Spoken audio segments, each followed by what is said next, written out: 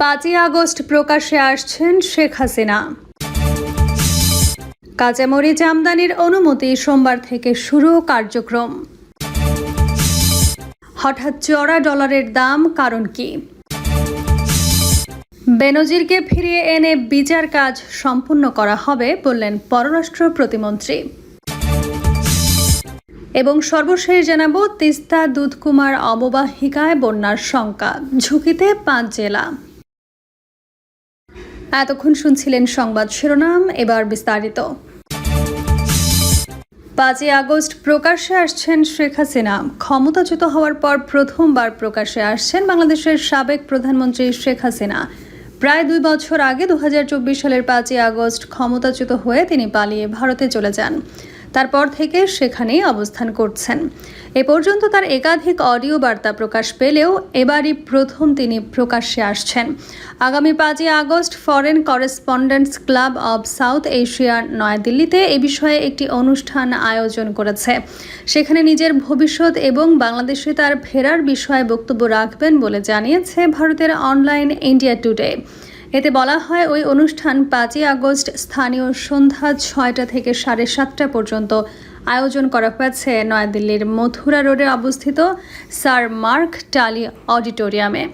এই ইভেন্ট ওই ক্লাবের সামাজিক মাধ্যমের প্ল্যাটফর্মে সরাসরি সম্প্রচার করা হবে। সেখানে উপস্থিত থাকবেন শেখ হাসিনার পুত্র সজীব ওয়াজেদ জয় সহ বিভিন্ন পর্যায়ের নেতা ও কূটনীতিক। ইন্ডিয়া টুডে লিখেছে, 15 বছর ক্ষমতায় থাকার পর শেখ হাসিনার সরকারের পতন ঘটে। তার সরকার পতনের দ্বিতীয় বার্ষিকীতে এই অনুষ্ঠান আয়োজন করা হচ্ছে। 2024 সালে ছাত্রদের নেতৃত্বে কোটা ব্যবস্থার বিরুদ্ধে আন্দোলনে 5ই আগস্ট শেখ হাসিনা ক্ষমতা ছাড়তে বাধ্য হন। বিক্ষোভকারীরা ঢাকায় সরকারি ভবনে ভাঙচুর করার পর তিনি বাংলাদেশ ছেড়ে ভারতে চলে যান। এর মধ্য দিয়ে তার ক্ষমতার ইতি ঘটে। ভারতে অবস্থান করার পর কোনো ইভেন্টেই জনসম্মুখে আসা এড়িয়ে যান শেখ হাসিনা। আনুষ্ঠানিক মিডিয়াও এড়িয়ে চলেন। আগামী 5ই আগস্ট তিনি প্রথমবার জনসম্মুখে এসে বক্তব্য দেবেন। এটাকে অনেক বড় করে দেখা হচ্ছে। তার পাশাপাশি এই অনুষ্ঠানে বাংলাদেশের রাজনৈতিক বেশ কিছু নেতা, কূটনীতিক এবং সরকারি পর্যায়ে ছিলেন এমন কর্মকর্তাদের আমন্ত্রণ জানানো হয়েছে। তাদের মধ্যে আছেন শেখ হাসিনার ছেলে এবং তার সরকারের সময় প্রধানমন্ত্রীর সাবেক আইসিটি উপদেষ্টা সজীব ওয়াজেদ জয়, বাংলাদেশের সাবেক শিক্ষামন্ত্রী মহিবুল হাসান চৌধুরী নওফেল এবং বাংলাদেশ হিউম্যান রাইটস ওয়াচের সেক্রেটারি জেনারেল মোহাম্মদ আলী সিদ্দিকী। এই প্যানেলে আরও আছেন বাংলাদেশের সাবেক ক্রিকেটার ও এমপি সাকিব আল হাসান, সাবেক কূটনীতিক ও নিরাপত্তা বিশ্লেষক আমিনুল হক পলাশ, রাজনৈতিক ও সন্ত্রাস বিরোধী বিশ্লেষক আবু ওবায়দা অরিন এবং বাংলাদেশ হিউম্যান রাইটস ওয়াচ ইউএস-এর পরিচালক শাহ মোহাম্মদ বখতিয়ার। এই অনুষ্ঠানে সভাপতিত্ব করবেন এফসিসি সাউথ এশিয়ার প্রেসিডেন্ট ও international association of press clubs doctor ওয়াইদেল আওয়াদ। কাঁচামরিচ আমদানির অনুমতি সোমবার থেকে শুরু কার্যক্রম। আগামী 2 থেকে 5 দিনের মধ্যে কাঁচামরিচের দাম সহনীয় পর্যায়ে নেমে আসবে বলে মন্তব্য করেছেন কৃষিমন্ত্রী মোহাম্মদ আমিন উর রশিদ। তিনি বলেছেন, কাঁচামরিচের মূল্য স্থিতিশীল রাখতে সরকার দ্রুত পদক্ষেপ নিয়েছে। কাঁচামরিচ আমদানির ওপর বিদ্যমান কর কমানো হচ্ছে এবং কাঁচামরিচ আমদানির অনুমতিও দেওয়া হয়েছে। আগামীকাল থেকেই আমদানি কার্যক্রম শুরু হবে। রোববার নিত্য প্রয়োজনীয় পণ্যের বাজার পরিস্থিতি পর্যবেক্ষণে রাজধানীর শান্তিনগর কাঁচা বাজার পরিদর্শন শেষে একথা বলেন তিনি। এ সময় বাণিজ্যমন্ত্রী খন্দকার আব্দুল মুক্তাদির, খাদ্য প্রতিমন্ত্রী মোহাম্মদ আব্দুল বারী ও ঢাকা দক্ষিণ সিটি কর্পোরেশনের প্রশাসক মোহাম্মদ আব্দুস সালাম উপস্থিত ছিলেন। পরিদর্শনকালে মন্ত্রীরা বাজারের ক্রেতা ও বিক্রেতাদের সঙ্গে কথা বলে নিত্যপণ্যের সরবরাহ মূল্য এবং সার্বিক বাজার পরিস্থিতির খোঁজ খবর নেন। পরিদর্শন শেষে কৃষিমন্ত্রী মোহাম্মদ আমিনুর রশিদ গণমাধ্যম কর্মীদের জানান, কাঁচামরিচের মূল্য স্থিতিশীল রাখতে সরকার দ্রুত পদক্ষেপ নিয়েছে। তিনি বলেন, কাঁচামরিচ আমদানির ওপর বিদ্যমান কর কমানো হচ্ছে এবং কাঁচামরিচ আমদানির অনুমতিও দেওয়া হয়েছে। আগামীকাল থেকেই আমদানি কার্যক্রম শুরু হবে। এর ফলে আগামী 2 থেকে 5 দিনের মধ্যে কাঁচামরিচের দাম সহনীয় পর্যায়ে নেমে আসবে বলে তিনি আশা প্রকাশ করেন।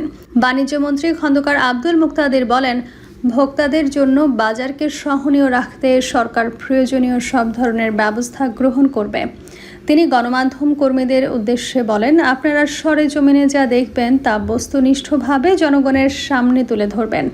এতে মানুষ সচেতন হবে, বিভ্রান্তি কমবে এবং কেউ বাজারে কৃত্রিম সংকট সৃষ্টি বা মূল কারসাজির সুযোগ পাবে না। এর আগে বাণিজ্য মন্ত্রণালয়ের সম্মেলন কক্ষে অত্যাবশ্যকীয় ও নিত্য প্রয়োজনীয় পণ্যের সার্বিক বাজার পরিস্থিতি পর্যালোচনা ও করণীয় নির্ধারণ সংক্রান্ত সভায় অংশ নেন বাণিজ্য, কৃষিমন্ত্রী এবং খাদ্য প্রতিমন্ত্রী। পরে সেখান থেকে তারা সরেজমিন শান্তিনগর কাঁচা বাজার পরিদর্শনে যান। হঠাৎ চড়া ডলারের দাম, কারণ কি? আমদানি বিল পরিশোধে মার্কিন ডলারের চাহিদা হঠাৎ বেড়ে যাওয়ায় দেশের বৈদেশিক মুদ্রা বাজারে নতুন করে চাপ তৈরি হয়েছে। ফলে আন্তঃব্যাংক, বাণিজ্যিক ব্যাংক ও খোলা বাজার সব জায়গাতেই ডলারের দাম দিন দিন বাড়ছে। বাংলাদেশ ব্যাংকের সবশেষ তথ্য অনুযায়ী গত 30 জুলাই আন্তঃব্যাংক বাজারে টাকার বিপরীতে ডলারের দাম বেড়ে দাঁড়ায় 123 টাকা 82 পয়সা। একই দিনে তাৎক্ষণিক বা স্পষ্ট মার্কেটে প্রতি ডলার বিক্রি হয়েছে 123 টাকা 88 পয়সায়, যা মাত্র এক মাস আগেও ছিল 122 টাকা 85 পয়সা। তবে বাস্তবে আন্তর্জাতিক বাণিজ্য বা ঋণপত্রের দায় মেটাতে বেশ কিছু বাণিজ্যিক ব্যাংককে প্রতি ডলার 123 টাকা 95 পয়সা পর্যন্ত গুনতে হচ্ছে। খাত সংশ্লিষ্টরা জানান, মূলত বিশ্ববাজার ও দেশের অভ্যন্তরীণ বাণিজ্য ব্যবস্থার কারণেই বাজারে ডলারের এই সংকট তৈরি হয়েছে। মধ্যপ্রাচ্যে নতুন করে যুদ্ধ ও উত্তেজনা ছড়িয়ে পড়ায় বিশ্ববাজারে জ্বালানি তেলের দাম অনেকটা বেড়ে গেছে। ফলে সরকারি ও বেসরকারি পর্যায়ে জ্বালানি ও সার সহ বড় বড় খাতের আমদানি বিল পরিশোধ করতে গিয়ে বাড়তি ডলার রাখছে।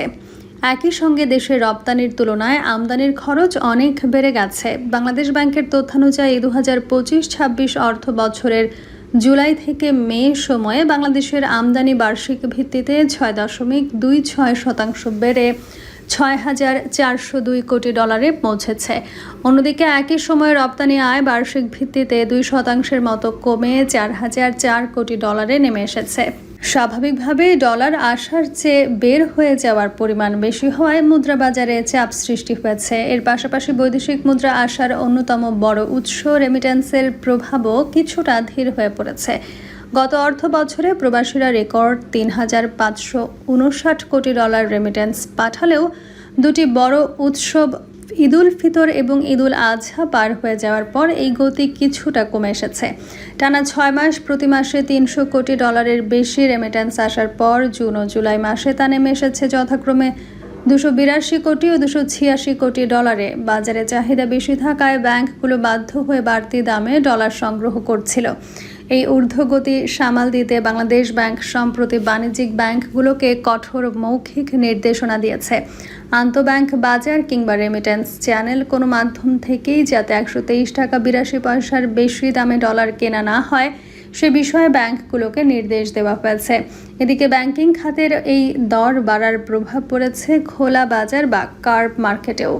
রাজধানীর মতিঝিলের বিভিন্ন মানি এক্সচেঞ্জ ঘুরে দেখা গেছে রোববার মানি এক্সচেঞ্জগুলো সাধারণ গ্রাহকদের কাছ থেকে প্রতি ডলার 126 টাকা থেকে 126 টাকা 40 পয়সায় কিনে 126 টাকা 70 পয়সা থেকে 126 টাকা 80 পয়সায় বিক্রি করেছে। অথচ মাত্র এক মাস আগেও খোলা বাজারে ডলারের দাম ছিল 125 টাকা থেকে 125 টাকা 20 পয়সার মধ্যে। বেনজিরকে ফিরিয়ে এনে বিচার কাজ সম্পন্ন করা হবে বললেন পররাষ্ট্র প্রতিমন্ত্রী। সাবেক পুলিশ মহাপরিদর্শক বেনজির আহমেদকে বাংলাদেশে ফিরিয়ে এনে তার বিচার কাজ সম্পন্ন করার ব্যাপারে আশাবাদ ব্যক্ত করেছেন পররাষ্ট্র প্রতিমন্ত্রী শামা ওবায়েদ ইসলাম। পররাষ্ট্র প্রতিমন্ত্রী বলেন, বাংলাদেশ সরকারের সঙ্গে সংযুক্ত আরব আমিরাতের সরকারের যোগাযোগ চলছে এবং কাগজপত্র আদান প্রদান হয়েছে। তারা কিছু তথ্য আমাদের কাছ থেকে নির্দিষ্ট করে জানতে চেয়েছে স্বরাষ্ট্র মন্ত্রণালয় এবং পররাষ্ট্র মন্ত্রণালয়ের কাছ থেকে। সেটা আমরা তাদেরকে সরবরাহ করেছি, কাজ চলছে। আমরা আশা করছি খুবই শিগগিরই এই অভিযুক্ত আসামিকে বাংলাদেশে ফিরিয়ে এনে বিচার কাজ সম্পন্ন করা হবে। এক প্রশ্নের জবাবে শামা ওবায়েদ বলেন, সংযুক্ত আরব আমিরাতের আইন অনুযায়ী তারা ব্যবস্থা নিচ্ছে। আমাদের সরকার তাদের সঙ্গে কথা বলবে, আমাদের স্বরাষ্ট্র মন্ত্রণালয় তাদের সঙ্গে কথা বলবে। কথা বলে পরবর্তী কী পদক্ষেপ আমরা নিতে পারি সেটা আমরা সিদ্ধান্ত নেব। তিস্তা দুধকুমার অববাহিকায় বন্যার শঙ্কা, ঝুঁকিতে 5 জেলা।